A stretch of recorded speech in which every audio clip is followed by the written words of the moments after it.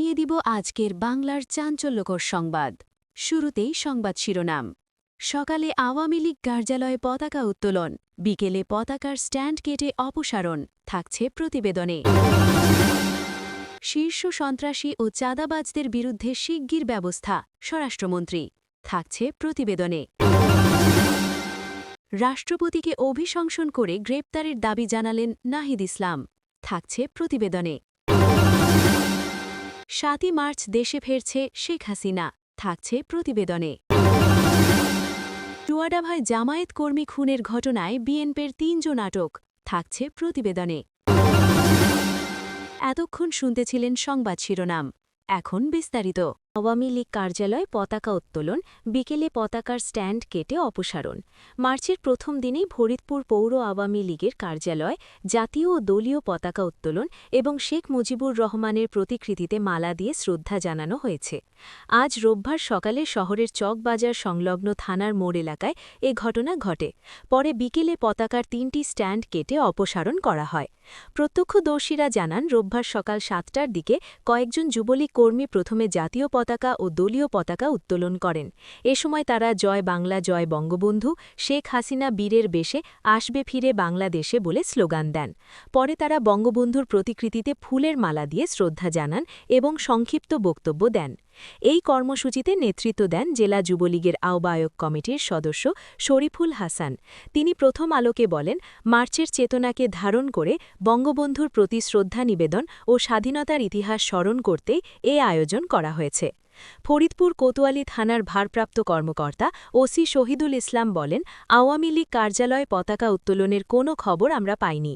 ওই কার্যালয়ে এখন পতাকাও নেই। কার্যালয়টি পরিত্যক্ত অবস্থায় রয়েছে।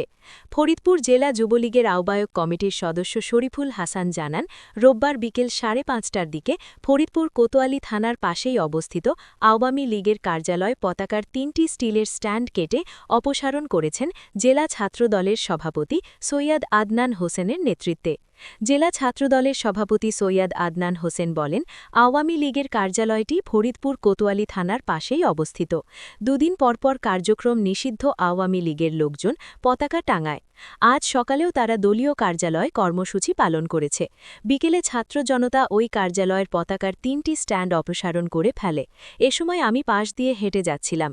এই দৃশ্য দেখে আমি সেখানে কিছুক্ষণের জন্য দাঁড়িয়েছিলাম। তবে আমি ওই স্ট্যান্ড ৩টি অপসারণে নেতৃত্ব দিইনি। শীর্ষ সন্ত্রাসী ও চাঁদাবাজদের বিরুদ্ধে শিগগির ব্যবস্থা, স্বরাষ্ট্রমন্ত্রী। দেশের শীর্ষ সন্ত্রাসী ও চাঁদাবাজদের শিগগিরই আইনের আওতায় আনা হবে বলে জানিয়েছেন স্বরাষ্ট্রমন্ত্রী সালাহউদ্দিন আহমদ।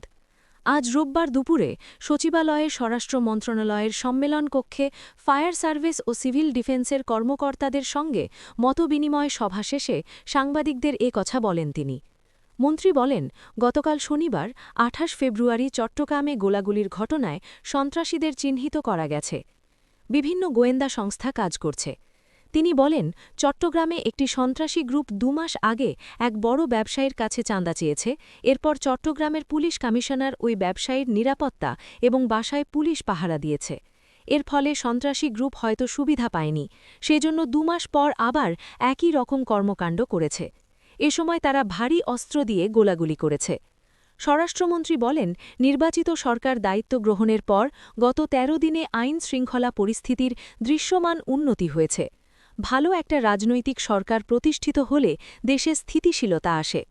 তিনি বলেন, নরসিংদীতে একটা নৃশংস হত্যাকাণ্ড ঘটেছে। ২৪ ঘণ্টার মধ্যে মূল আসামিকে গ্রেপ্তার করা হয়েছে। আরও ২-৩টি এরকম ঘটনা ঘটেছে। সবকটি ক্ষেত্রে আইন শৃঙ্খলা রক্ষাকারী বাহিনী দ্রুততম সময়ের মধ্যে আসামিদের গ্রেপ্তারে সক্ষম হয়েছে। আইন শৃঙ্খলা রক্ষাকারী বাহিনী কতটা আন্তরিক, কতটা কঠোর, এ বিষয়ে জনগণ ইতিমধ্যে বুঝতে পেরেছে। সশস্ত্র বাহিনীর সদস্যরা আর কতদিন মাঠে থাকবেন? সাংবাদিকদের এমন প্রশ্নের জবাবে স্বরাষ্ট্রমন্ত্রী বলেন, সশস্ত্র বাহিনী কতদিন মাঠে থাকবে উচ্চ পর্যায়ে আলোচনা করে সিদ্ধান্ত নেওয়া হবে। সেনাবাহিনী নিজেরাও মাঠে থাকতে চায় না, কারণ তাদের প্রশিক্ষণ সহ অন্যান্য কর্মকাণ্ডে সমস্যা হচ্ছে। তিনি বলেন, নির্বাচিত সরকার দায়িত্ব নেওয়ার পর আইন শৃঙ্খলার কতটা উন্নতি হয়েছে তা দেখতে হবে। তবে এই মুহূর্তে বলতে পারছি না মাঠ থেকে সেনাবাহিনীকে কবে প্রত্যাহার করা হবে। অন্তর্বর্তী সরকারের সময় র্যাবের নাম ও পোশাক বদলানোর বিষয়ে স্বরাষ্ট্রমন্ত্রী বলেন, র্যাবের বিষয়ে একটা জনচাহিদা রয়েছে। জুলাই জাতীয় সনদেও সুপারিশ করা হয়েছে যে র্যাবের বিষয়ে কিছু সিদ্ধান্ত নিতে হবে। তিনি বলেন, বাস্তবতার নিরিখে সিদ্ধান্ত নিতে হবে। এটি একটি বিশেষায়িত বাহিনী। প্রশ্ন হল, এ বাহিনী চাই কি না? উত্তর হল, চাই। তাহলে সেটা কি আদলে হবে? তাদের জুরিসডিকশন কি হবে? তাদের জবাবদিহি কি হবে? তাদের কিভাবে স্বচ্ছ রাখা যায়? তাদের কাছ থেকে সর্বোচ্চ সেবা পেতে পারি, এসব পরীক্ষা নিরীক্ষা করে এ বিষয়ে সিদ্ধান্ত নেওয়া হবে। স্বরাষ্ট্রমন্ত্রী আরও বলেন, জুলাই গণ অভ্যুত্থানে যারা নেতৃত্ব দিয়েছে, অংশগ্রহণ করেছে, তাদের আইনি সুরক্ষা দিতে হবে, সাংবিধানিক সুরক্ষা দিতে হবে। এসব অঙ্গীকারে আমরা সই করেছি, তার আলোকেই আমরা যা কিছু সিদ্ধান্ত নেব। অন্তর্বর্তী সরকারের জারি করা অধ্যাদেশের বিষয়ে স্বরাষ্ট্রমন্ত্রী সালাউদ্দিন আহম্মদ বলেন, অন্তর্বর্তী সরকারের আমলে ১৩৩টার মতো অধ্যাদেশ জারি হয়েছে। এর মধ্যে কতগুলো স্পর্শকাতর অধ্যাদেশ রয়েছে। জাতীয় সংসদ অধিবেশনের প্রথম দিনই এসব অধ্যাদেশ উপস্থাপন করা হবে। আজ সকালে স্বরাষ্ট্রমন্ত্রী সালাউদ্দিন আহম্মদের সঙ্গে সৌজন্য সাক্ষাৎ করেন বাংলাদেশে নিযুক্ত ভারতের উচ্চাধিকারিক প্রণয় ভার্মা। দুপুরে সাক্ষাৎ করেন পাকিস্তানের উচ্চাধিকারিক ইমরান হায়দার। মন্ত্রণালয়ের সংবাদ বিজ্ঞপ্তিতে জানানো হয়, ভারতের উচ্চাধিকারিকের সঙ্গে সাক্ষাৎকালে স্বরাষ্ট্রমন্ত্রী বলেছেন, বাংলাদেশ ও ভারতের মধ্যকার দ্বিপাক্ষিক সম্পর্কের ভিত্তি হবে জনগণের পারস্পরিক যোগাযোগ।